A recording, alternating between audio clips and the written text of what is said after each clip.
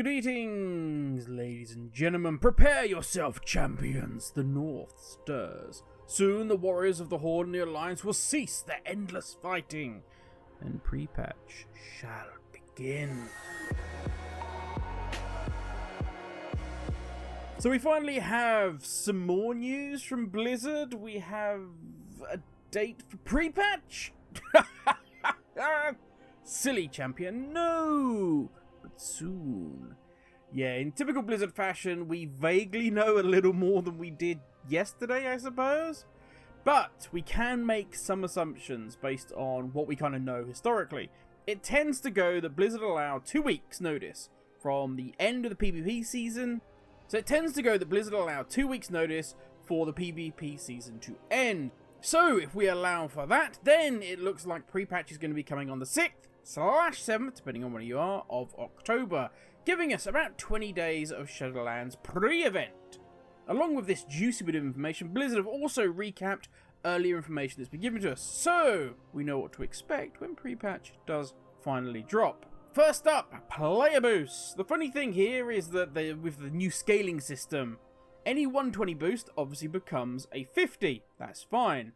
With the new level, of course, being 60, which can be achieved with Shadowlands. And this is the funny bit. Any saved 110 boost that you happen to have laying around, but they are going to set a character level to 48. Just 2 levels behind the level 50. Not too shabby, if you've got any laying around, that is.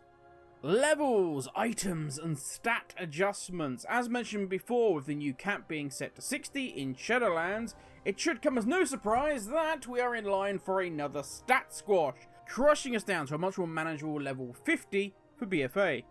If you have a lower level character, you can see exactly what level it's going to be now, thanks to Blizzard and the chart on the screen. Up next, now this section is, in my humble opinion, the most important information that has come out from Blizzard regarding prepatch. The new starting experience, Exile's Reach, Blizzard's latest attempt to hook and land new players.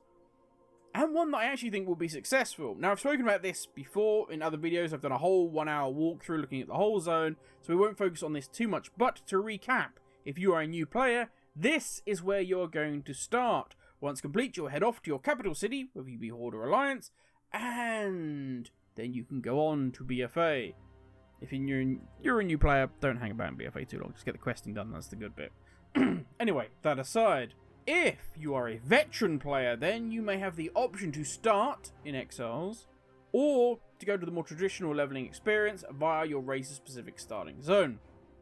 I would say, even if you have no interest in leveling, if you have got all your characters that you want, at least give this a go once. It's really good, it's a nice little experience, and it's worth just having a look at. One, the new transmogs there, very crisp. Anyway, onwards and upwards. To go in line with this new player experience, the /new player channel. Something I've wished for the longest of times. Now, I thought of it in terms of a new WoW, like, player guild.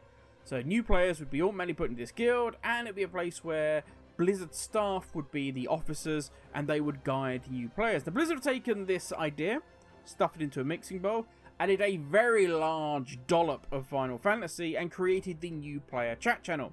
Now, new players will be added to this automatically, so that they can ask questions and learn what we, the grizzled old veterans, now take for granted. You may be asking the question, how is anyone going to answer their questions if they're all new players? Well, if you're a veteran, you've completed 2 of the following achievements. You have 3 different classes maxed out. You've completed your PvP Season 4, your M+ Keystone Master Season 4. You've killed the carapace of N'Zoth and N'Zoth himself. You have the technology full, if your horrific vision table being maxed out. Any 2 of those, then you may opt in as a helper /guide to the new player channel.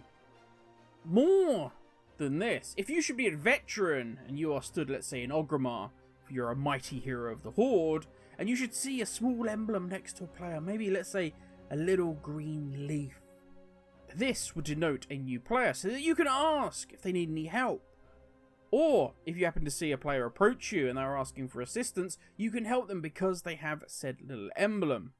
Now worry not, because you too, as a mighty veteran and a helper for these players, will have a little emblem next to yours, so that these players can run around and go, ah, there's somebody that's opted in and they're going to help me, they're going to be a good person to contact, rather than just asking something out in the open and getting bombarded with, stupid noob, go get good.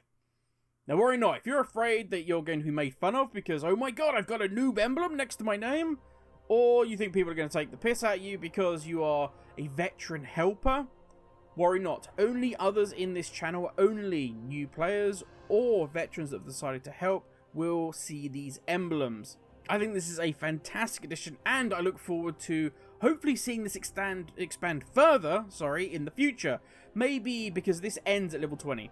So maybe we could have a 20+ community that opens players up to things like pet battling, to transmog, mount collectings, maybe class-specific ones that new players, when they're above level 20, 30, 40, 50, whatever they are, can ask about spells, etc. A lot of possibilities here, and something I think will really help gain WoW more players, or, more importantly, help keep those players and make our community more friendly and open, which is always welcome. Time-walking campaigns. Now this we've heard a lot about from Blizzard. So, you've done it. You have battled the forces of Azeroth. You have reached the mighty level 50, at least on one character. Well, now on any other character, you don't have to go through the starting zone if you don't want to. You can go through Path of Exile again, or you can go through the traditional route as we spoke about before. But more than that, you may also talk to Chromie and select which expansion you wish to level in after that. Fancy going all the way to 50 just in Pandaria? Well, now you can. Prefer Northrend? Then just talk to Chromie, make it happen. Got bored of Northrend and just fancy talking to Chromie and jumping somewhere else? Then you can do that as well. I think you kind of get the idea. I, for one, am looking forward to doing all the different zones on the still mountain of characters I have to level up. I like leveling, what can I say? It's one of my favourite aspects of WoW. Maybe I might even use this to finally push and get Lore Master. It only gets harder with each 2 expansion.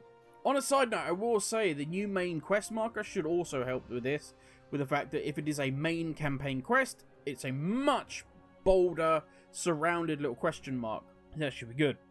Also worth noting on this is that you will be able to fly in Warlords of Draenor and Legion, even if you do not have the Pathfinder achievement. So don't feel that you are restricted, that, I'd love to see Warlords of Draenor, but I just can't be asked riding on the ground all over the place because I never did Pathfinder, because I left when Tanan Jungle came out. Never again, Blizzard. Well, now you don't need to worry about that. You won't, I will obviously say, have the Pathfinder mounts, but at least you will be able to fly. Recruiter Friend is getting some new updates. There is a new 30-slot bag for completing exiles with your buddy in hand. Bear in mind, exactly the same as Heirlooms, the XP boost for Recruiter Friend is being phased out. But it's going to be quicker to level anyway, so it's not too bad. Good news for players, or should I say payers, for this one. No longer will you need to pay Blizzard, you change the appearance of your character. Finally, with the huge, and I do mean huge, this has not been sung enough by Blizzard, they should be pushing this. New selection of customizable appearances coming to the barbershop. Blizzard are ending the paid service to change your character's appearance. Bravo for the change, and screw you for ever making it a paid service to start with. But thank you. Thank you for at least making this happen. The reason all of this has become a lot more relevant is that they have said the PvP season is ending soon. And that normally means, after that has been done, pre-patch is coming. Now, I won't go into detail on all of the PvP stuff. I'm not a PvP player, so it can't be lost on me. Or worse, I would give you the wrong information. But, needs to say, whether you are a PvP player or not, this is all good news. My money, as I said before, is on the 6th, 7th of October. Let's see if that pans out. That is enough of me talking. My voice is going hoarse. Have a great day. Thank you all for watching. Stay safe, and I will catch you all tomorrow. Have a good one, everybody.